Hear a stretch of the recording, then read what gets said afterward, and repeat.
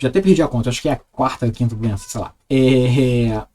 A nova doença que eu vou falar para vocês então é a acidura metilmalônica. Essa doença é mais complicada de você conseguir tratamento porque a enzima defeituosa está envolvida na degradação de vários aminoácidos, tá? Então ela está muito embaixo na degradação, vários aminoácidos convergem para essa mesma via, tá? Então, isoleucina, metionina, treonina e valina, todas elas, quando você tem uma degradação, tá? Independente da etapa, elas vão gerar propionil-CoA, tá? Então, a isoleucina tem várias etapas aqui que não mostradas, gera propionil-CoA, metionina gera propionil-CoA, treonina e valina, todas elas geram propionil-CoA.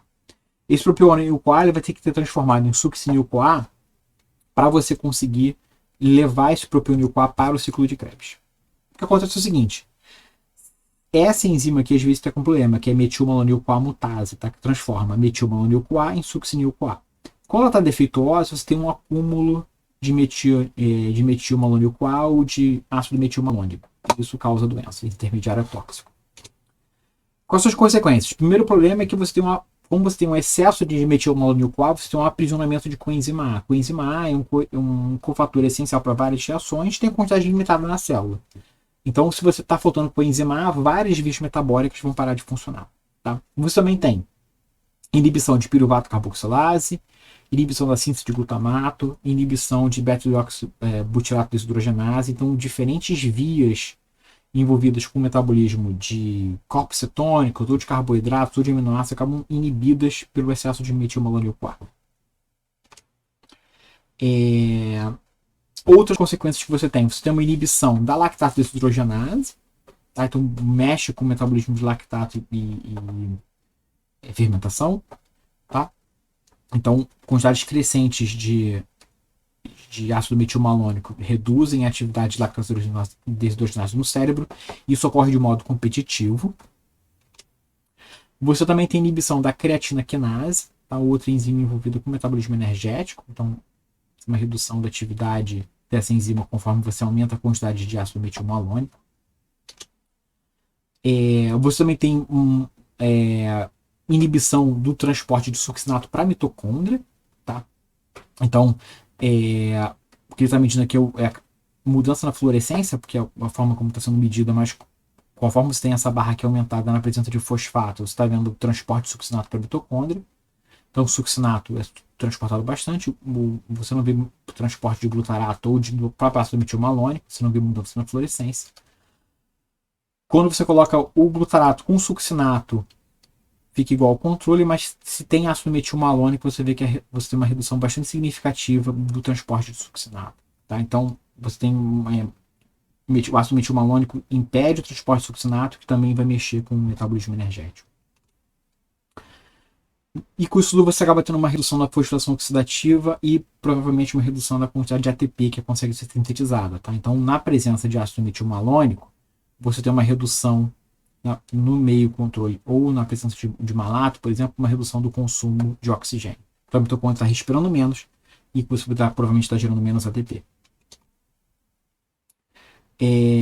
Uma outra coisa que sabe-se que esse excesso de ácido metilmalônico causa é uma redução dos níveis de glutationa. Então esse slide aqui é meio complexo, mas foi o melhor que eu achei. Vou me concentrar nesse pedaço aqui. Então o ácido metilmalônico gera uma redução da quantidade de glutationa e com isso você tem um aumento do estresse oxidativo de modo geral. Então você tem menos defesa contra o estresse oxidativo devido a essa redução dos níveis de glutationa, que é mais um perigo para aquelas células que estão sendo afetadas pelo ácido metilmalônico. E como consequência, o que acontece? Morte celular, tá? Então, aqui você tem um controle. Aqui a barrinha preta é a quantidade de células mortas. Você coloca ácido metilmalônico, você tem uma morte celular, tá?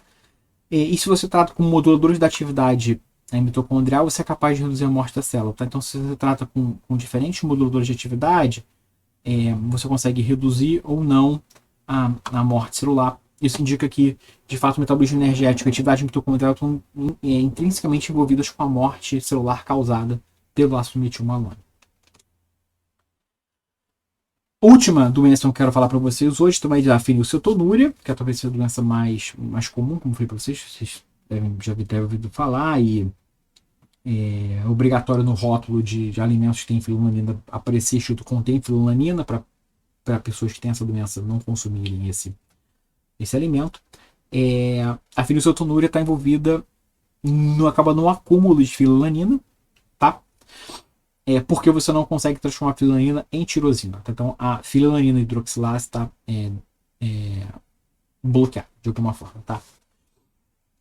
O que acontece é que essa filolanina acumula e ela vai ser degradada, vai ser transformada em fenilacetato, em intermediários da filolanina, porque ela não consegue ser degradada pela via normal. Então esses caras aqui todos, esse excesso desses caras todos aqui acaba sendo tóxico. O principal efeito da fenilcetonúria quando não tratada é desenvolvimento cerebral, tá? Então aqui você tem existe uma correlação inversa entre os níveis plasmáticos de filolanina, então o excesso de filolanina no sangue, e o coeficiente de inteligência, tá? Então, conforme você aumenta a quantidade de filolanina no cérebro daquele paciente, né, maior a chance dele ter um QI menor do que 85, tá? Então, se você não reduz o nível de filolanina durante o desenvolvimento cerebral, você acaba tendo déficit cognitivo daqueles pacientes. Uma outra consequência da fenilcetonúria é fragilidade óssea, tá? Então esses camundongos aqui são camundongos com fenilcetonúria, tá? E que você está medindo a capacidade de flexibilidade, tá? Com quão maleável o fêmur e o quanto de força ele consegue aguentar, tá? Então, num camundongo controle normal, você vê que ele aguenta mais força, na medida de força que você consegue medir, e o quanto ele consegue ser maleável, tá? Então ele aguenta isso aqui de força, tá? E quebra com uma maleabilidade maior.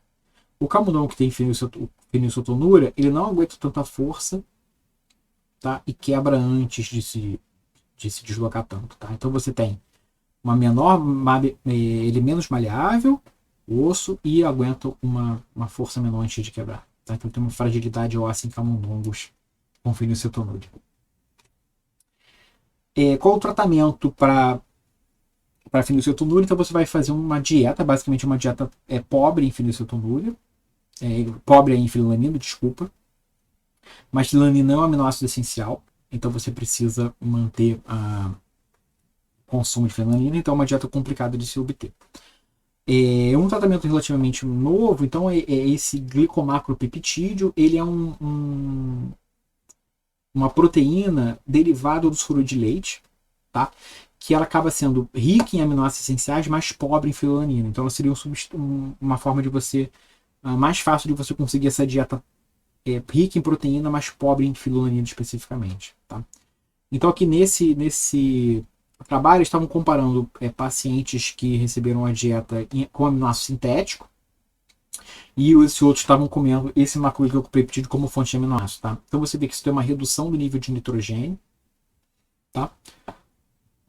Ou seja, isso indica diureia, tá? Então isso indica que você está tendo uma menor degradação de aminoácido. Você tem um aumento dos níveis totais de aminoácido, então essa dieta pós-prandial, tá? Então esse aminoácido sendo melhor absorvido de modo geral. E você tem uma redução dos níveis de grelina. A grelina é um aminoácido que é um hormônio, um hormônio envolvido com a sensação de fome. Então é esperado que no período pós-prandial você tenha uma redução dos níveis de grelina, indicando que a pessoa está saciada. Quando você dá uma dieta com aminoácido sintético, você não tem a redução dos níveis de grelina, então esse paciente que continua com mais fome. E o cara que está comendo o glicomacropeptídeo, ele tem uma redução dos níveis de grelina, então mostrando que está se sentindo mais saciado. Então seria uma dieta tão boa quanto, mas com alguns benefícios em termos de qualidade de vida. Isso aqui em camundongos, quando você dá o glicomacropeptídeo, você vê aqui em relação à característica óssea da doença que o camundongo que comeu a dieta com aminoácido sintético tem um osso menor, tá? Então tem uma área do fêmur menor. Isso é meio que corrigido quando você olha, parcialmente corrigido quando você olha o camundongo que comeu o macropeptídeo. E a quantidade de força que esse fêmur consegue aumentar é melhor do que comer o aminoácido sozinho, tá? Então você consegue, de alguma forma, esse glicomacropeptídeo seria um tratamento melhor para fenilcetonúria do que deixar só os aminoácidos sintéticos. Parte do problema causado pelo excesso de fenilalanina, de novo, o transporte de excesso de fenilalanina que é transportado para o cérebro. Então, se você conseguir bloquear esse transporte de aminoácidos, você conseguiria resolver parte do problema, pelo menos na parte neurológica, tá? Então, testaram diferentes inibidores de transporte de aminoácidos, interneuroleucina de novo, norleucina, desculpa, e aí que medindo a quantidade de fenilalanina presente no cérebro, tá? Em camundongos controle, então tem uma quantidade baixa, tá? Quando você olha os camundongos com fenilcetonúria, tem um montão de fenilalanina no cérebro, tá? Que esse aqui, um inibidor não fez diferença, tá? Mas esses outros dois inibidores aqui de aminoácidos, entre eles, de novo, a norleucina, você consegue uma redução significativa da quantidade de fenilalanina no cérebro, embora ainda muito longe do controle, tá? Do camundongo saudável, tá? Então você consegue recuperar pelo menos parcialmente os níveis de fenilalanina presentes no cérebro. Uma outra forma também é a tirosina hidroxilase, ela tem um cofator, tá? Que é essa tetrahidrobioperitina. Então, conforme você aumenta a quantidade desse cofator, você tem um aumento da atividade da enzima, tá? Então, se você bota, obviamente, quanto mais fenilalanina você tem, maior a atividade da tirosina hidroxilase, porque é o substrato, mas, de novo, se você consegue aumentar a quantidade desse cofator, a atividade da enzima aumenta também, tá? Então, dependendo do tipo de mutação que o paciente com fenilcetonúria tem, talvez você aumentar a quantidade desse cofator aqui seja o suficiente para você conseguir aumentar a atividade da enzima e recuperar parcialmente a atividade da via e corrigir parcialmente os sintomas. Tá? Então, uma outra forma que está sendo testada esse tratamento é, de alguma forma, conseguir aumentar a disponibilidade desse cofator. Então, pessoal, isso que eu queria falar para vocês hoje. Essa foi a nossa terceira semana. Então, falamos de catabolismo de aminoácidos, um pouco de bioquímica. Falei de um monte de doenças, entre elas falei de problemas na desordem, na degradação de amônia, tá, que gera hiperamonemia, e várias outras doenças causadas por degradação incompleta ou problemas na degradação do esqueleto carbônico de alguns aminoácidos que causam várias doenças, várias delas em comum problemas neurológicos. Tá? Então, isso que eu queria falar para vocês hoje. Na próxima semana eu vou falar de hipercolesterolemia. Então, até a próxima.